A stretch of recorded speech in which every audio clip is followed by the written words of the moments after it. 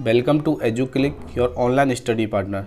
जैसा कि आप सब लोगों को पता है कि एसएससी CHSL 2020 के एग्ज़ाम चल रहे हैं, जिनमें से जो एग्ज़ाम 13 अक्टूबर को हुआ था, और ये 13 अक्टूबर से जो जीके के क्वेश्चन आए थे सभी शिफ्टों में से, ठीक है, उसका मैं आपको सॉल्यूशन देने वाला हूँ।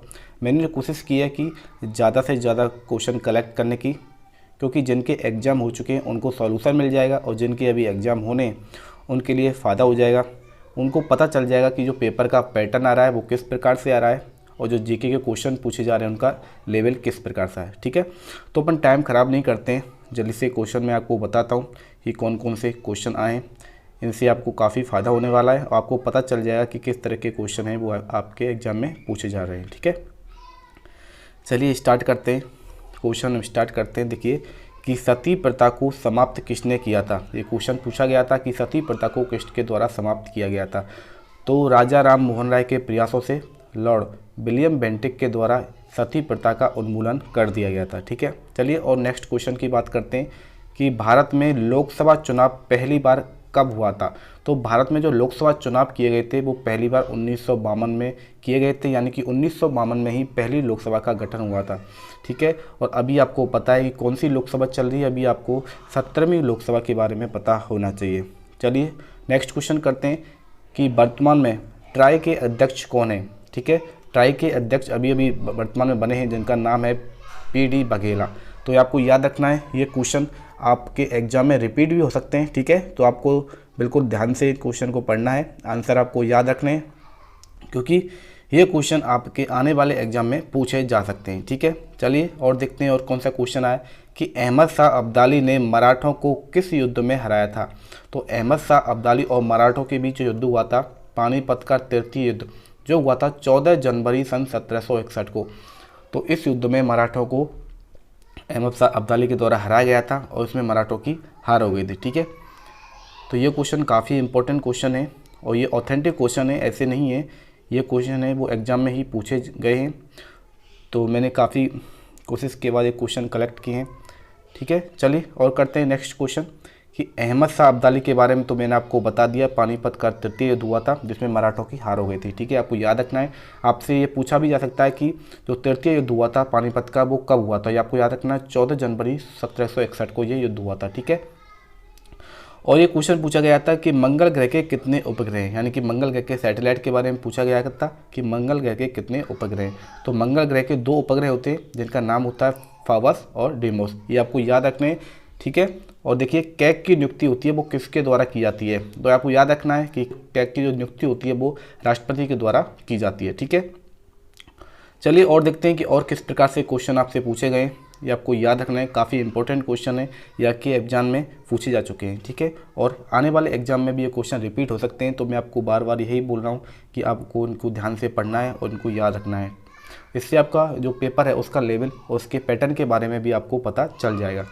चलिए देखिए, और नेक्स्ट क्वेश्चन है कि ब्रह्मपुत्र नदी का उद्गम स्थल कहाँ है। तो ब्रह्मपुत्र नदी का उद्गम स्थल है मानसरोवर तिब्बत से निकलती है। ठीक है, और US ओपन पुरुष एकल 2019 का खिताब किसने जीता था, यानी कि पुरुषों में सिंगल्स का जो खिताब जीता था, मेल सिंगल्स का खिताब जीता था, वो 2019 में किसने जीता था US ओपन का।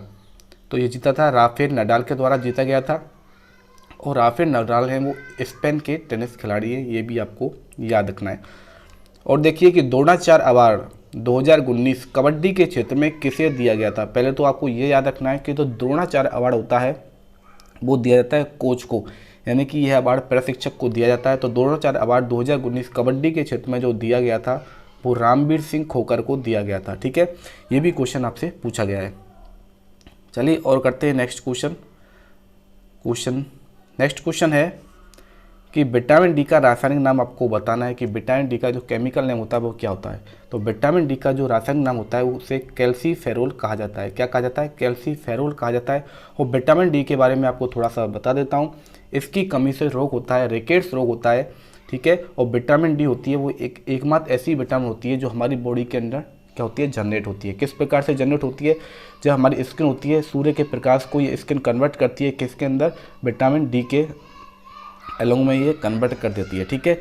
तो इसकी कमी से रोग होता है रिकेट्स, जिससे क्या होता है कि पैरों और हाथों की हड्डियाँ होती है वो मुड़ जाती हैं। आपके मेनली आप याद रख सकते हो कि हड्डियाँ होती है वो कमज़ोर हो जाती हैं, ठीक है।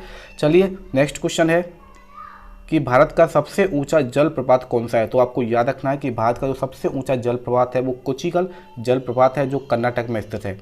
और मिशन इंद्रधनुष किससे संबंधित है, ये क्वेश्चन पहले भी कई बार पूछा जा चुका है कि मिशन इंद्रधनुष है वो टीकाकरण अभियान से संबंधित है, यानी कि इसमें टीकाकरण का कार्य किया जाता है।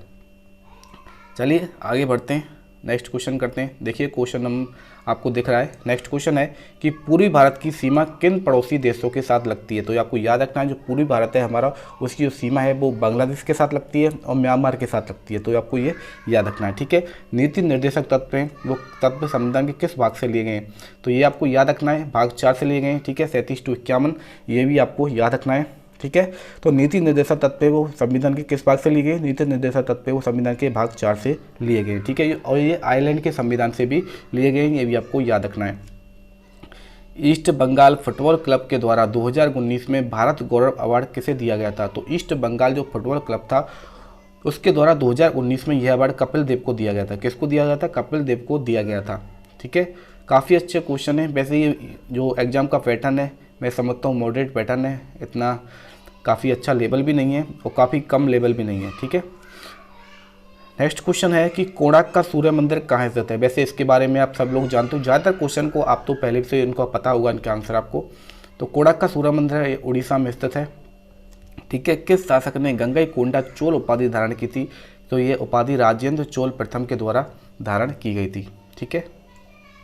और देखिए और क्वेश्चन है स्क्रीन पर आपको दिख रहे हैं कि आरबीसी का जीवन काल कितना होता है। तो आरबीसी का जो जीवन काल होता है वो 120 दिन होता है, ठीक है। साइंस से लिया गया क्वेश्चन है। आरबीसी की फुल फॉर्म होती है रेड ब्लड सेल या फिर रेड ब्लड कॉर्पस्कल्स। इनका जीवन काल होता है वो 120 दिन होता है। और जितनी भी जो ब्लड कोशिकाएं होती हैं उनमें सबसे ज़्यादा आरबीसी ही पाई जाती है और इनका दूसरा नाम होता है एरिथ्रोसाइट, इनको कहा जाता है, ठीक है। इनकी संख्या होती है वो सबसे ज़्यादा होती है, यानी कि ये करीब 99% ये जो जितनी भी रुधिर कोशिकाएं होती हैं उनमें 99% आरबीसी पाई जाती है। ये भी आपको याद रखना है कि आरबीसी होती है वो केंद्रक विहीन कोशिकाएं होती है, लेकिन अब बात के रूप में हम कह सकते हैं कि ऊंट और लामा की आरबीसी में केंद्रक पाया जाता है। वैसे आरबीसी होती है केंद्रक विहीन कोशिकाएं होती हैं। इनकी संख्या की बात करें तो करीब 55 लाख प्रति mm³ में आरबीसी पाई जाती है, ठीक है। चलिए नेक्स्ट क्वेश्चन है कि रविंद्रनाथ टैगोर साहित्य पुरस्कार 2019 किसे दिया गया था। तो आपको याद रखना है कि रविंद्रनाथ टैगोर साहित्य पुरस्कार 2019 है वो दिया गया था राणा दास गुप्ता को। किसे दिया गया था, राणा दास गुप्ता को ये अवार्ड दिया गया था।